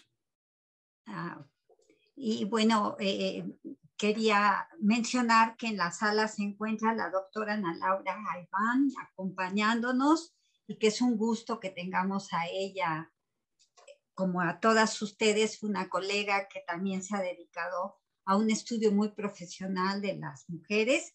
Y bueno, pues me comentan que lo haga público y saludos a Ana Lu. Gracias, Lourdes. Silvia, yo fui la que hice la pregunta sobre el feminismo, pero aparte te podría yo comentar nada más cuando yo trabajé sobre Barrera y bueno, él habla del palco que tenía la güera en el teatro y cómo a veces no lo pagaba. Ella dejó de pagarlo por varios años porque estaba muy enferma y no podía ir y después le tuvo que poner un pleito. Exacto. Porque quería recobrar su palco porque ella tenía su propio palco en el teatro. Propio palco para ir y eso habla de su riqueza, que más que riqueza era pues ella era muy importante en esa pequeña sociedad. Sí, y ahora me acuerdo que no contesté cuánto es que valían sus propiedades. Ella en la carta en que está hablando y lo que he encontrado en los registros de notarías, que hay mucha información sobre sus propiedades, las 2 haciendas de tierra adentro valían y algunas otras cosas que heredó de su segundo marido, valían, creo que eran 380,000 pesos, que serían varios millones hoy. No era una enorme fortuna como la de los condes de Regla, su hija se casó con el conde de Regla o como alguno de los otros, pero era una cantidad bien apreciable para esa época. Esa era su fortuna. Así que sí, ella era una mujer que se movía en todos los círculos de esa sociedad, de la Ciudad de México. Y la otra cosa sobre Barrera que me parece muy interesante es que uno de los cuentos que le contó a Fanny Calderón de la Barca era el cuento de este Barrera, y dijo barbaridades, que se había casado primero con una mujer muy rica y se murió y se quedó con su fortuna y con eso se casó con una, creo que era costurera, muy vulgar. Pero que tenía un collar de perlas como el tuyo. Entonces, el cuento es el del collar de perlas que aparece todavía en el testamento de Barrera, porque se lo da a la mujer pobre, no a la rica. Interesante. Sí, entonces ella era lo que diríamos en inglés catty, que decía como ella tuvo que llevarlo, a ponerle un pleito para recobrar su palco, pues ella siempre se quedó resentida contra él y dijo cosas. Era eso, él era despectivos sobre él. Sí. Él era o sea eso. que no era una persona totalmente santa. No. Era una persona muy normal. Exacto. Gracias por esos comentarios, Ana. Bueno, aquí tengo una pregunta más. Muchas gracias, Ana Lau. Muy amable. Gracias a Silvia por la excelente plática que nos ha deleitado a todas. Sí. Muy bien.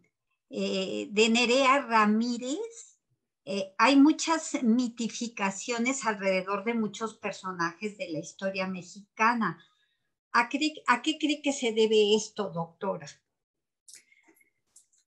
Bueno, yo creo que el panteón de héroes se llena de estos hombres de bronce y mujeres de oro, digamos, o de perlas, o lo que sea, que son unas figuras arquetípicas que se escogen, como ha dicho Alicia Tecuanjue, que las narrativas históricas son instrumentos ideológicos. Esas personas se escogen y después se ponen para modelar las virtudes cívicas y para dar orgullo, como dije, orgullo nacional y para presentar una cierta visión de la historia de México.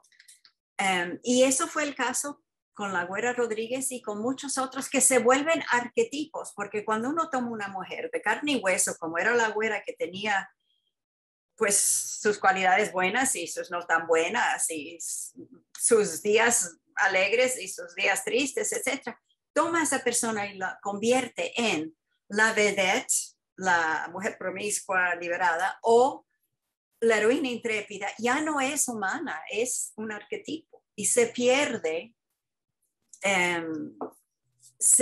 la complejidad de su vida. Y yo, como historiadora de la mujer, que hace casi medio siglo estoy haciendo historia de la mujer en México, a mí parte de lo que me interesó mucho de la idea de hacer su biografía es que podía restaurar la vida de una mujer, porque yo sabía que había muchos documentos sobre ella. Y esa es una de las cosas que traté de hacer en este libro. Muy bien. Tengo aquí pues el nombre no está claro, pero sí. Claudia Rodríguez, muy buenas tardes. Un honor escuchar a la doctora Silvia. Hay una persona muy interesada, se llama Raúl Zamora, que desgraciadamente se tuvo que retirar, pero quería que, bueno, pues en este caso no, desde el Museo de la Mujer, le digan en dónde puede conseguir su libro.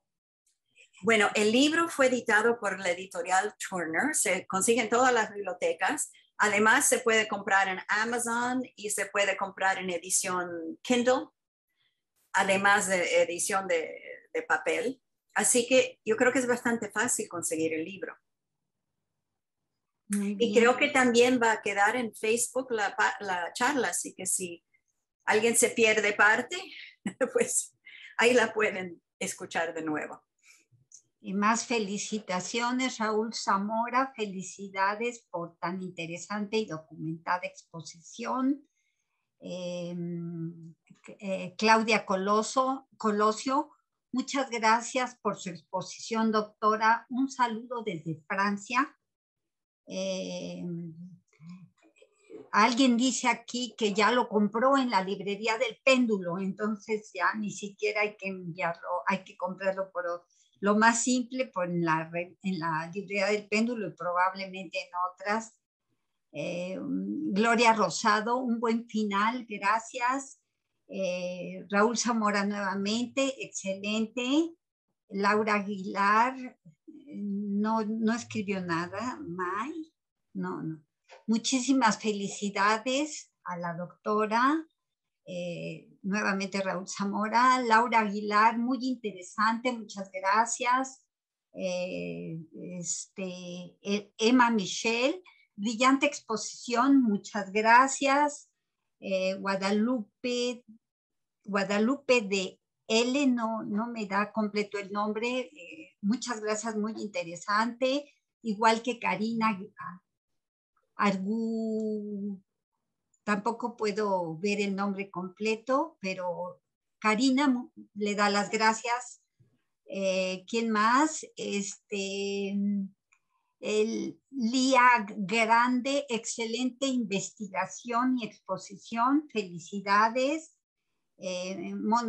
Mondragón Natividad, tampoco puedo leer completo el nombre. Nuevamente muy interesante, ahí todo el mundo coincidimos. Jessica Ivonne, muchas gracias por tan interesante exposición. Gloria Rosado, muy interesante.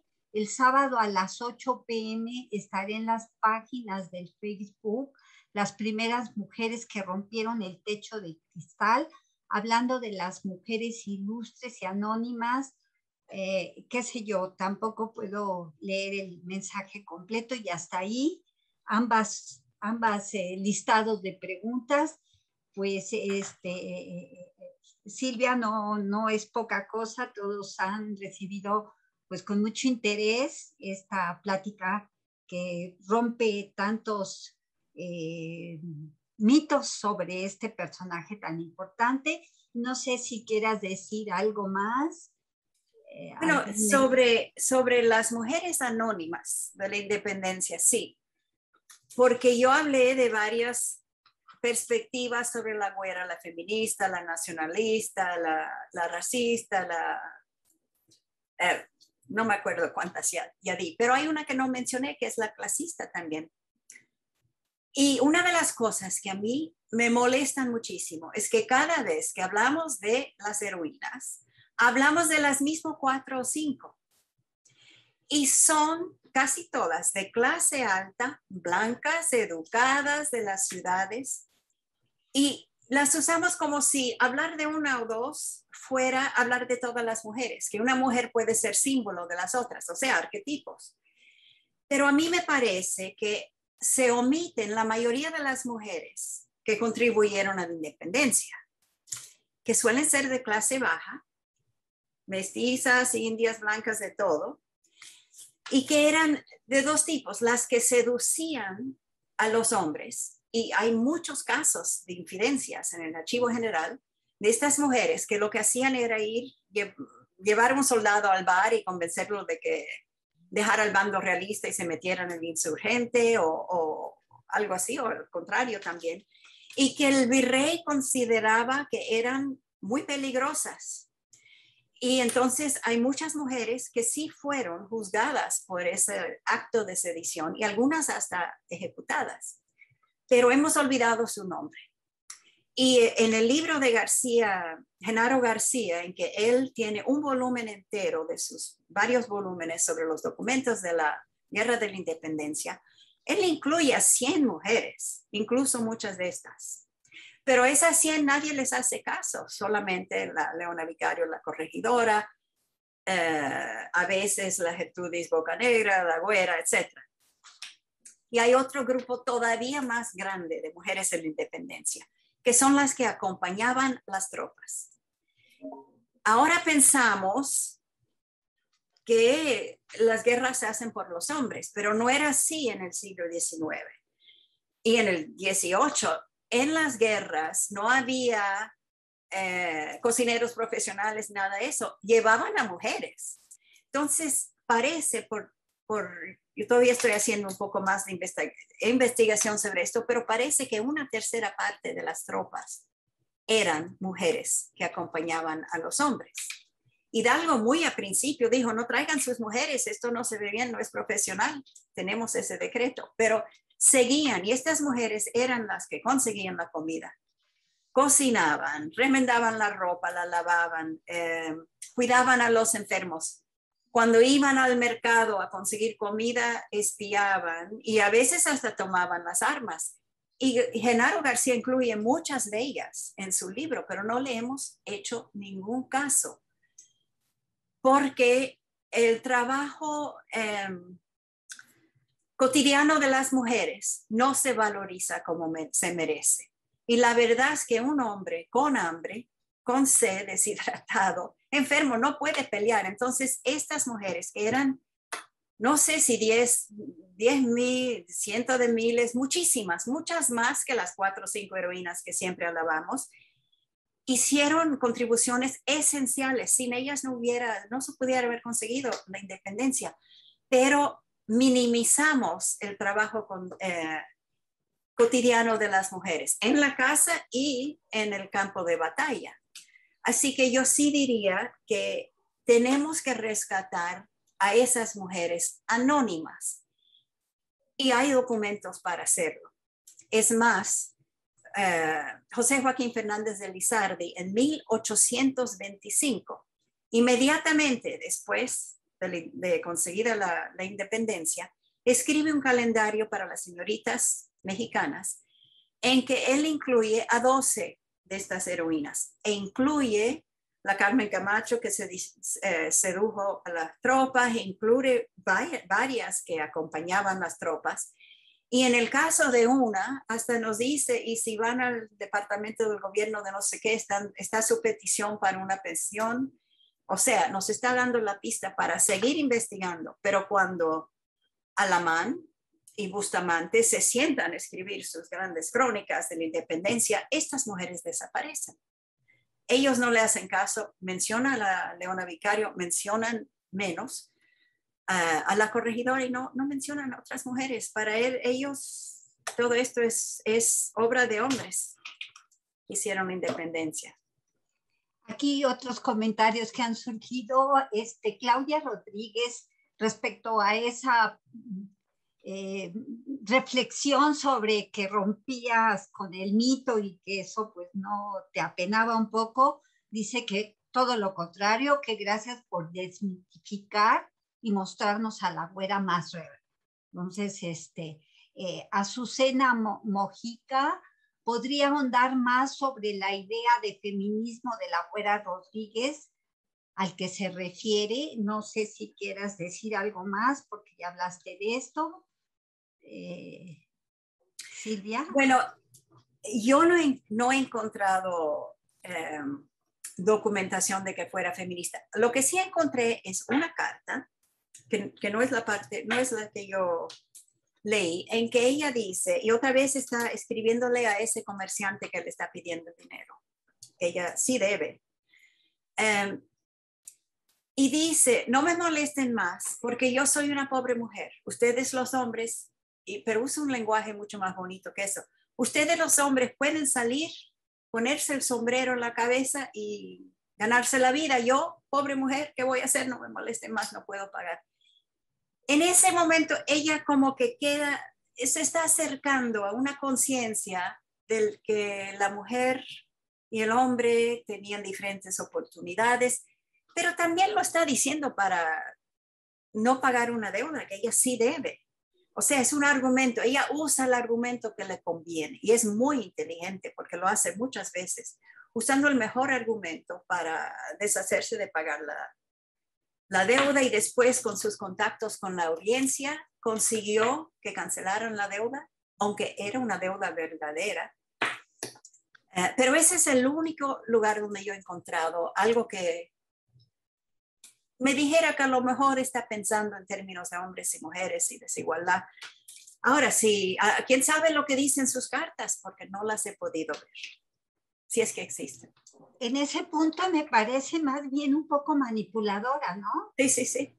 No tanto feminista, sino de una mujer que es sensible a ese lenguaje, al contrario, muy tradicional femenino, y está echando mano de esa actitud de la pobre mujer y pues también de sus encantos. Ella, si alguien era consciente de sus encantos, era ella. Sí, y supongo que los usaba a discreción. Sí. Sí, yo creo que era manipuladora o sabía manejarse y usar sus conexiones, porque así es como la gente vivía, ¿no? Y en algunos casos vive. Y vive. Somos todos seres humanos. Siguen los agradecimientos de Valeria Millán. Muchas gracias por mostrarnos esta verdad. Saludos a todos. Bueno, buenas tardes. Iriam del Valle. También es mito sobre Iturbide llegando a la Ciudad de México con el ejército trigarante que se desvió para darle una flor. Ese cuento sale por primera vez sin la flor en 1903 en las memorias de Guillermo Prieto. Ahora, Guillermo Prieto tenía 2 o 3 años cuando esto pasó, porque él nació en 1818. Entonces, él en algún momento, y nunca conoció a la güera, él en algún momento debe haber oído ese cuento de alguien, pero lo que dice Lucas Alamán, que habla de la entrada triunfal de Iturbide, es que había entrado, dado la vuelta al principio de la calle de San Francisco, donde los regidores del ayuntamiento le dieron las llaves de la ciudad y siguió por la calle de San Francisco hasta el Zócalo. O sea que de todas formas iba a pasar por el balcón de la güera, que vivía en la calle de San Francisco, muy cerca de la catedral, en la tercera calle se llamaba. Y después, no me acuerdo exactamente dónde fue, creo que fue en un periódico de 1921, se añadió que él se paró debajo de su balcón y que le dio una pluma de su sombrero. Yo no he leído en ninguna parte que fue una flor, pero eso viene bastante más tarde. Ninguno de esos cuentos aparecen en el siglo XIX, ni en Alamán, ni en Bustamante, ni en Cerecero, ni Zamacuás, ni Mora, ni nada, ninguna de esa gente.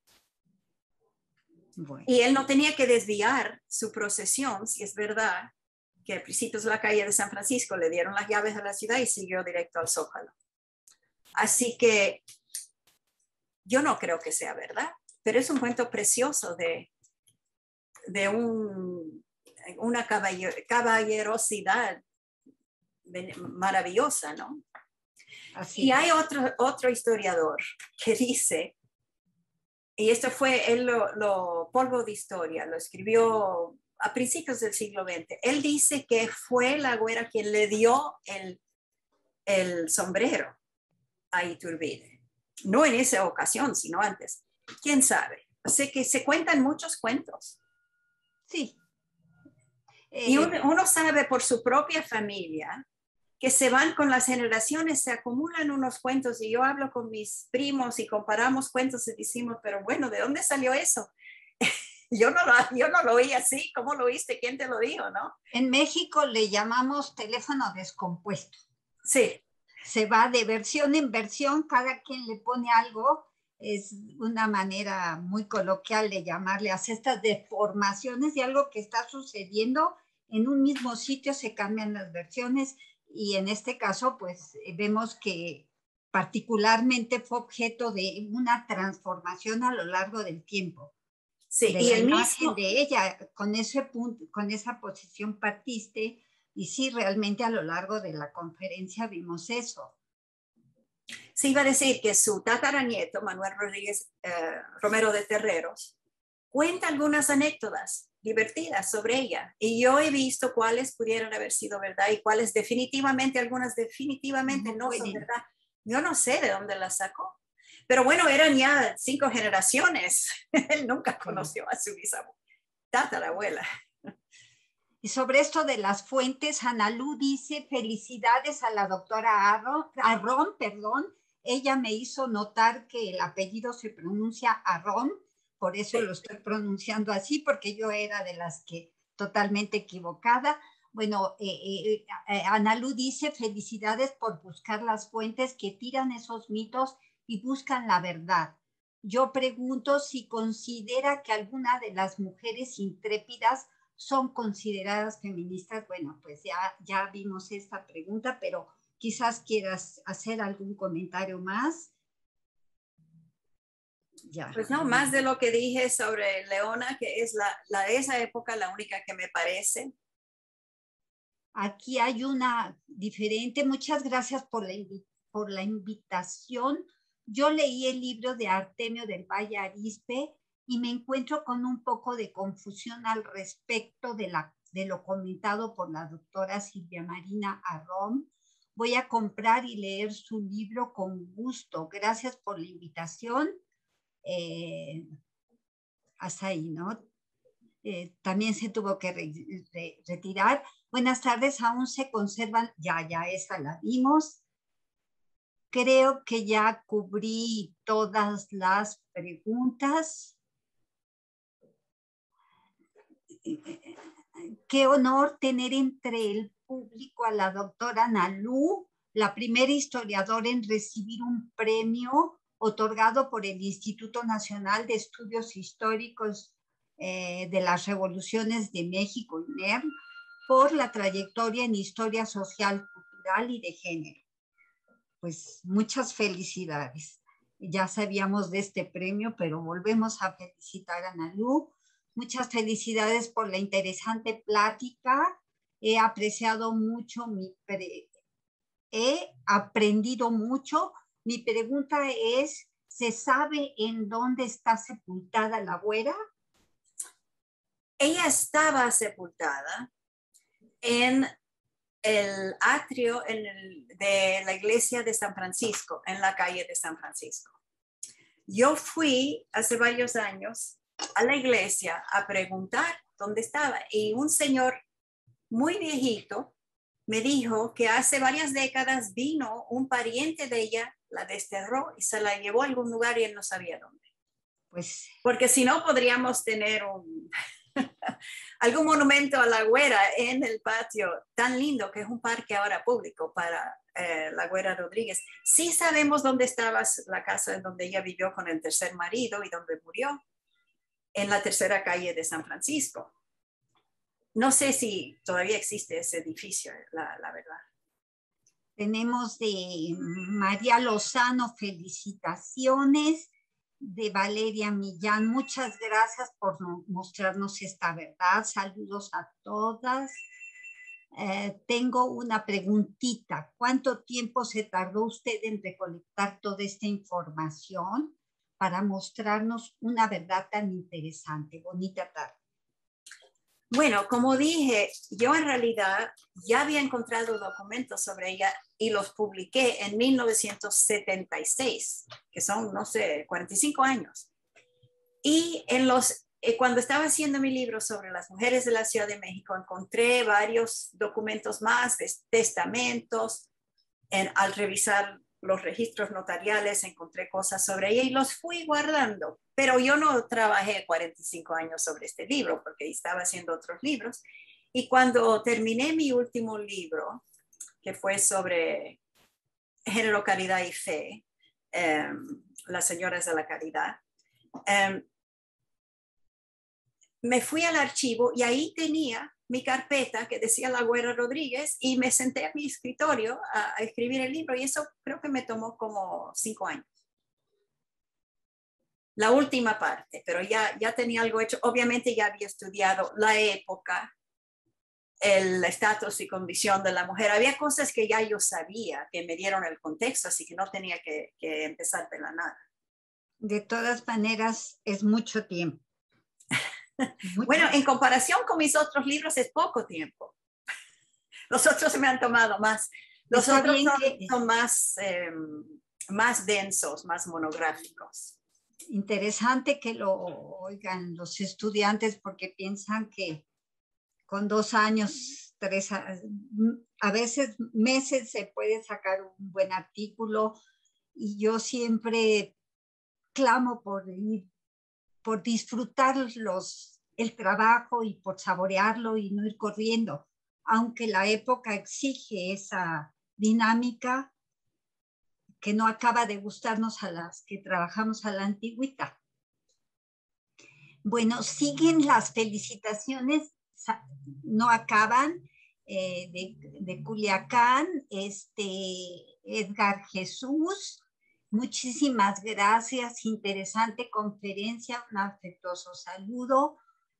Gabriela Gutiérrez, gracias doctora, un gusto conocerla, al menos en la distancia. La vi y escuché desde Tuxtla Gutiérrez, Chiapas. ¿Usted le daría voz a estas mujeres para que fueran más reconocidas? Las mujeres que han sido anónimas, que no hemos reconocido. Estoy pensando escribir un artículo sobre eso, sí. Pues está ahí la respuesta. Perdón, es el título de Genaro García, por favor, gracias por su atención. Documentos de la Guerra de Independencia, ¿no? Son documentos que él coleccionó y son varios volúmenes y el volumen, sí, creo que 4 o 5 es solamente sí, mujeres.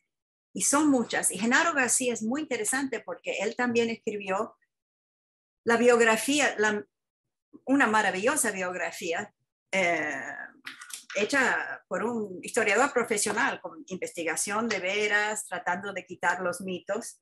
En 1910 él escribió esa biografía de Leona Vicario. Así que él en realidad es el primer historiador de la mujer en México que yo he podido encontrar. A ver qué tú piensas, Ana.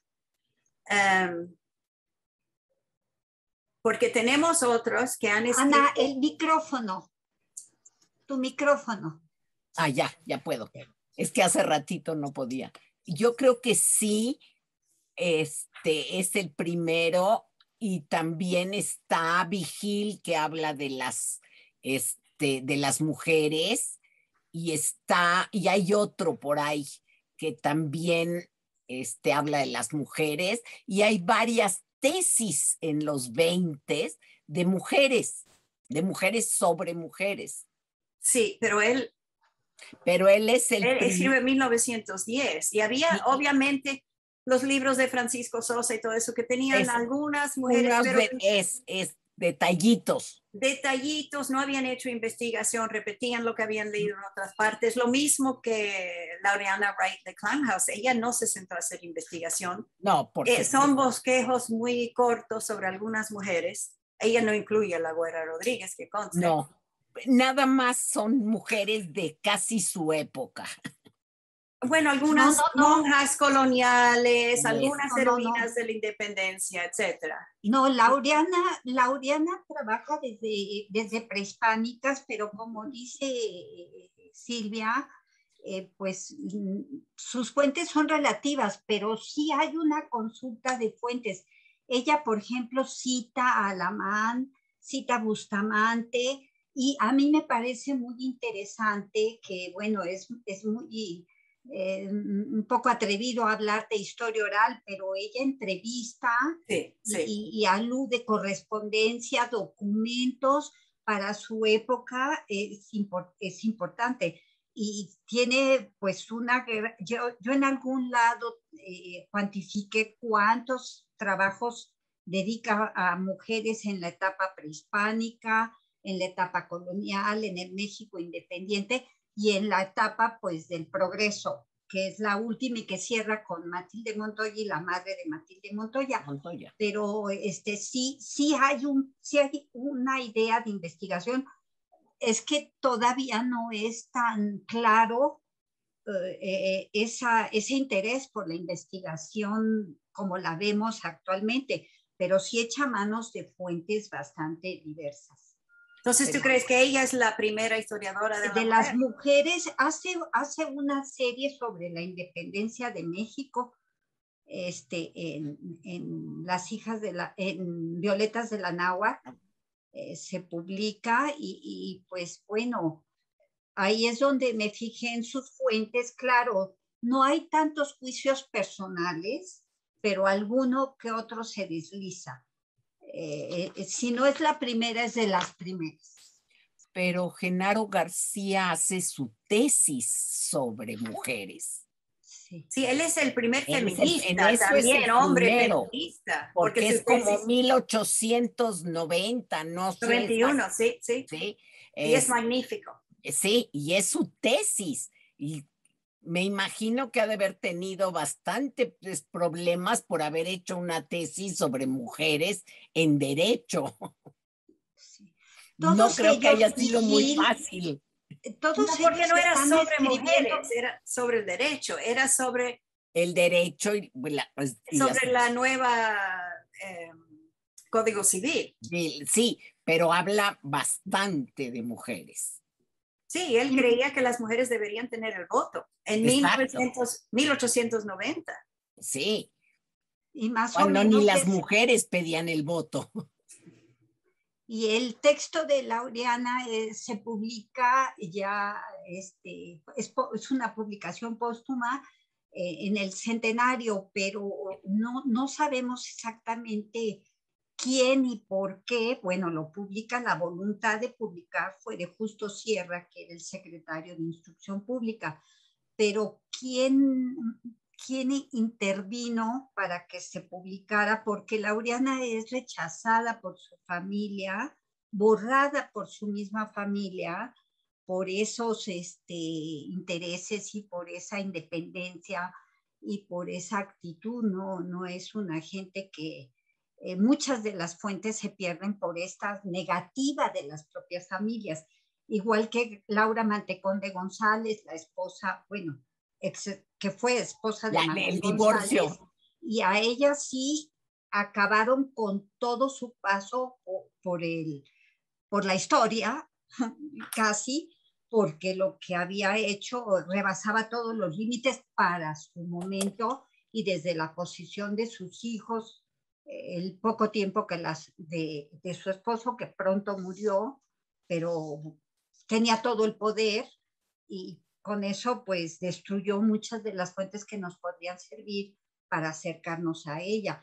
Pero lo importante es que en esa época, estamos hablando de finales del 19, principios del 20, cómo se entretejen todos estos escritos que hacen que tengamos una cierta idea de los problemas de la vida, de los logros y de los elementos que no pudieron ellas combatir.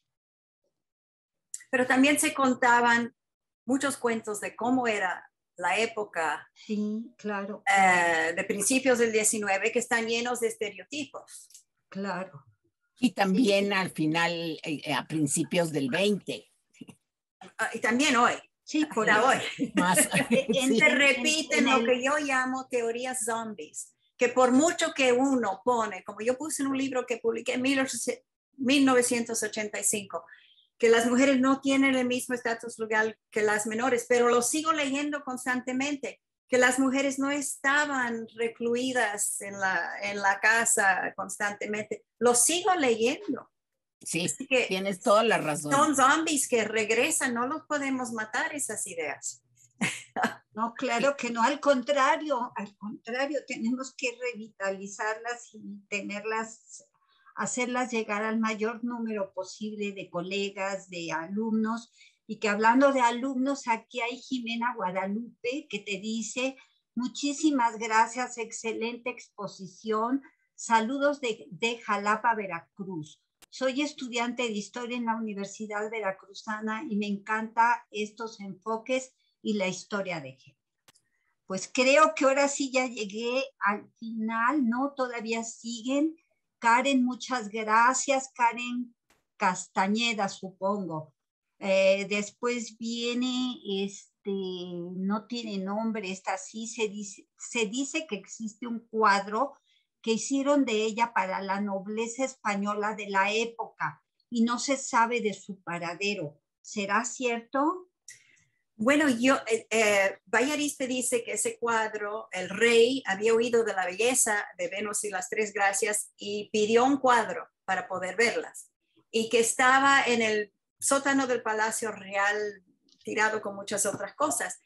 Yo contacté a varios curadores de esa colección y me dicen que eso nunca existió. ¿Quién sabe si es verdad? Pero si alguna vez existió, no lo tienen ahora, ni tienen en ninguno de sus registros, ningún cuadro de esa época, de mexicano, etcétera, etcétera. No han podido encontrarme ningún rastro. Fueron muy amables en hacer esa investigación. Así que yo no sé si es otro de los cuentos que él inventa, que oyó por allá, yo no sé de dónde lo sacó, pero él inventó muchas cosas, así que... Aquí hay algo más que seguramente es un mito, es de Gerardo Olvera, está interesante, raro. Hay un mito sobre algunos testimonios,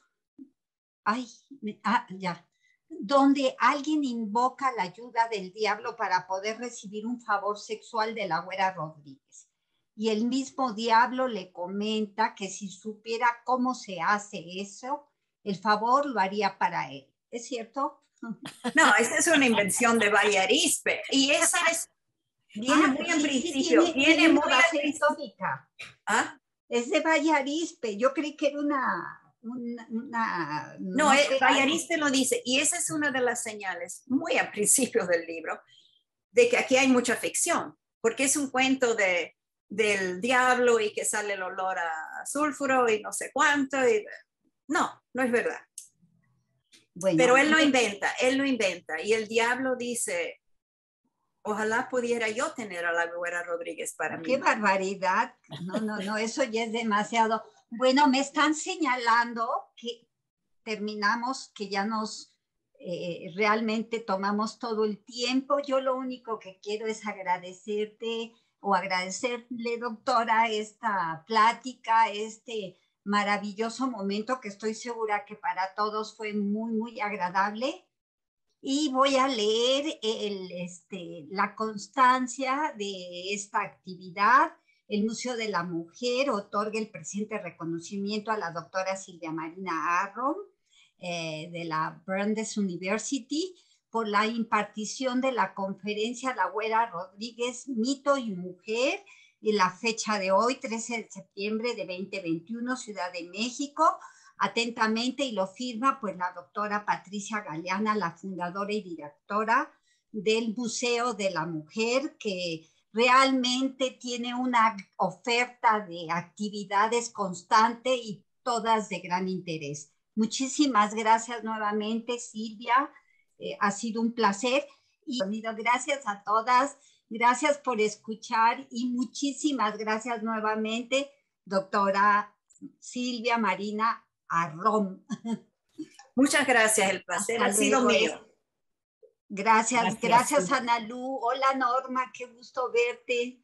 Y a todas, muchas gracias por su paciencia, por acompañarnos y alimentar la plática con sus comentarios. Hasta luego.